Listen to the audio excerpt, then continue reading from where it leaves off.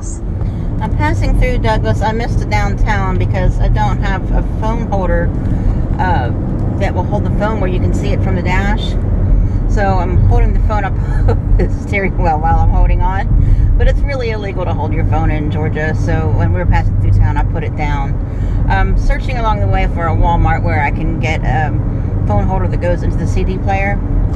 But I wanted you to see part of scenic Douglas, Georgia. This is really a pretty town, and I missed showing some of the pretty parts of the downtown area. This is a nice little town. It's got some convenient shopping areas. I didn't see a Walmart, but it's got all the other stores that a small town has. It's got, you know, some Bell's Outlet and some dollar stores and some grocery stores and things like that. It's a lot of nice churches.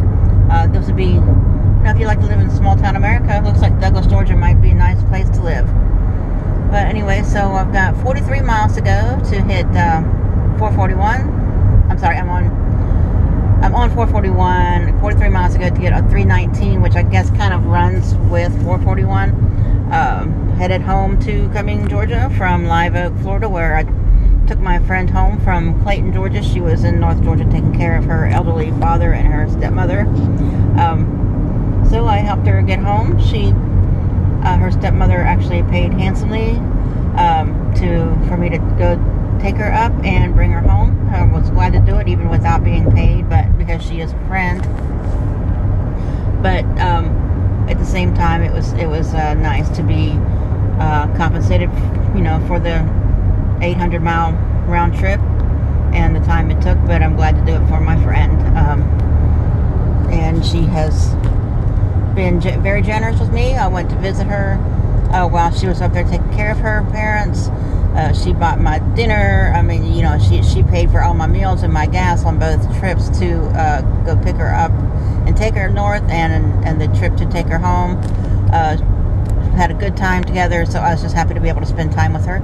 We've known each other since we were 10 years old. We, you know, kind of drifted apart through our later high school years and adulthood, but here we are. We're both in our late 50s, and we're back together again. We've been talking for several years now over the convenience of Facebook and Facebook Messenger, and of course text and phone as well. So I'm just taking a leisurely trip home, avoiding Highway 75 because the weather was kind of bad. Tropical storm Claudette had just passed through overnight, and so Highway 75 coming to Florida was kind of rough yesterday with some bad rain, and there was a lot of traffic on the road, and we had our hazard lights on probably 5 to 10 times throughout, you know, different really heavy rains. It was hard to see. Wanted to make sure other people saw us. So this Highway 441. It's a 4-lane road, goes through some small towns. Very nice alternative to 75. Much more scenic, peaceful drive. I think it's kind of, you know, maybe quite a bit safer. We came across a couple of heavy wrecks. There's a lot of road construction going on. So sometimes 75 doesn't always save you time. You know, the trip took us a while. Of course, we did stop a couple times, you know, to use the restroom and to eat lunch and to gas up and stuff. But I think, you know, it took us a good 8 hours. We left a little after 9 o'clock yesterday morning, and we got to Live Oak at 5.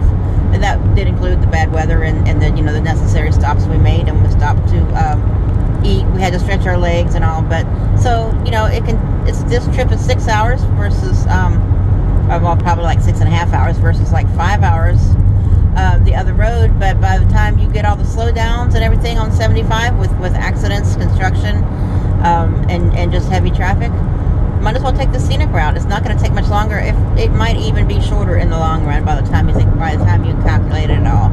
So I'm enjoying this nice 4-lane highway across scenic southern Georgia, and I'm enjoying myself.